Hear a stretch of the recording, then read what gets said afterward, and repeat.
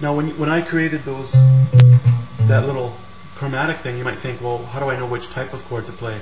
I was thinking about that when I saw that. You know, how can this not be a major 9, you know, a major chord, major 7 chord, and why is that? Well, partly it's just because it sounds good. You'll start to realize that major 7 to dominant, you can hear that. Oh, that just sounds really good. So that's part of the C major 7. Those are tritones there.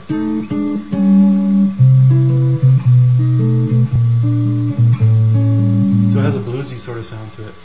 You can use that same idea when you're doing tunes where you see kind of one chord being held for a long time.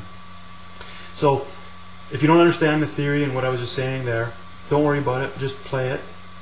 And over time you'll start to use it in other tunes as well, just a natural thing. So once we do that, first ending, so you'll see the first ending is measure 7 and 8. We go back to the beginning, we do the whole thing again. But when we get to measure 6, instead of playing the first ending, we jump down to measure 9 and we play the second ending. So in this case, I didn't do that same thing because we're not going to the D minor 7. In measure 11, you can see, which is the B section, we're actually going to be going to a G minor 7. So I decided to kind of mostly stick to the C major 7 chord. So we got the original C major, and then I just went with an F9 because I wanted to keep the G in the melody.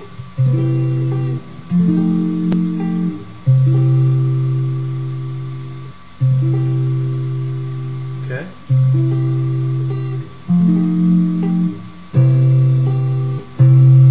Okay, now we go to the B section, so we're going to have a G minor 7, so I use this shape here. You'll notice that was the same G minor 11, the same as the A minor 11 I used in the first part, which is down 2 frets. So you can see how we start to reuse some of the chords that we've learned. So we play the G minor 11 with the pinky on the 13th fret. Then we play the normal G minor 7. Then we lift it.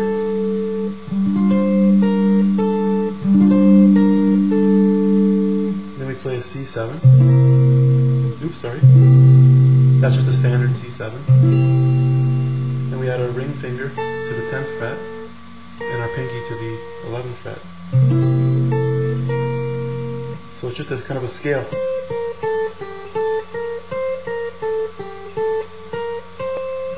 So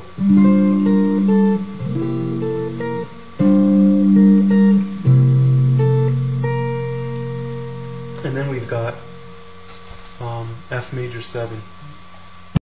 And you'll notice I did the exact same descending chromatic. E7 sharp 5, E flat 13, T7. So that's the beauty of this. It sounds really good, and you can use the same idea. So because I had a F major 7 that was being held for 2 measures, I decided to do this descending chromatic thing as well. Now we're going to take that exact same idea, just move it up 2 frets. So we're actually going from the key, you know, F with a G minor, 2, 5, 1, so G minor, C7, F. Now we're going to go up A minor, D7 to G.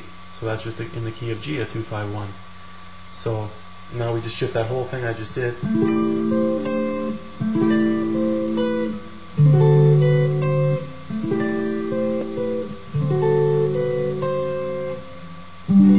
then this is the G minor 7. Now, the reason I picked these chords, if I were to pick A minor 7 down on the...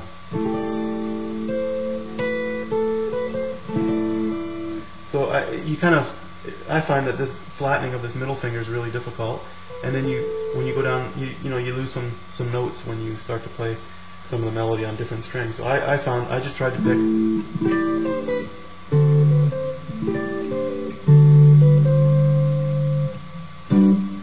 Okay, so here in measure 15, 17, I play the G major 7,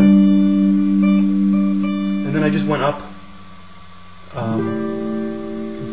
diatonically. I'm just going up from G major to the 2 chord, which is the A minor 11, but I wanted to keep the D ringing, which is the melody note. And then I go B minor 7 with a D.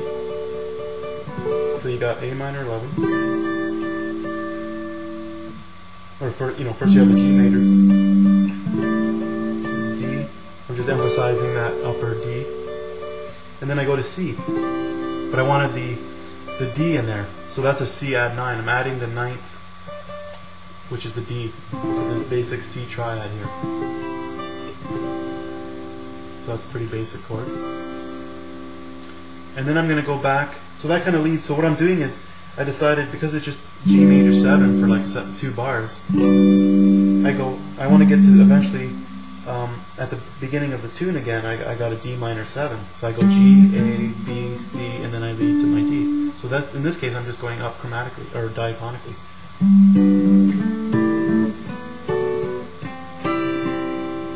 And then I'm back to, so that's where the D minor, so I just went up the scale, one note at a time.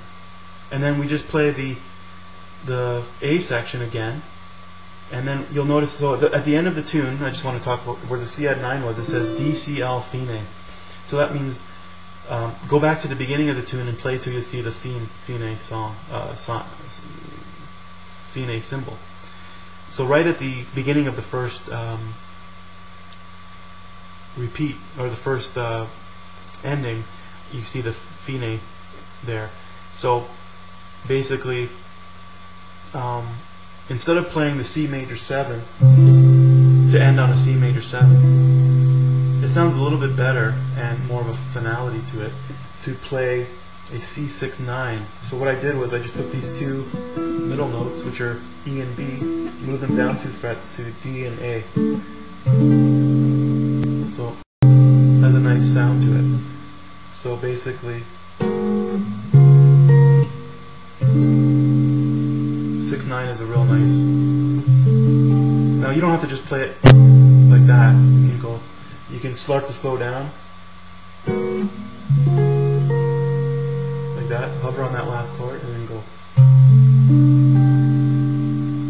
something like that. Pick them individually.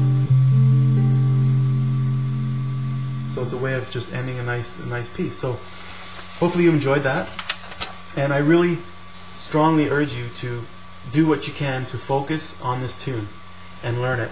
With the internet and so many things out there today, the tendency is to jump around and get interested in something new and to get bored with stuff like this. But I've had the same situation happen to me. So what I would like you to do is really focus on this tune. Now if you're practicing other things, make this part of your practice each day, but try to get this down, and if you can, record yourself at the end of it so that you can see your progress and give you something to kind of shoot towards.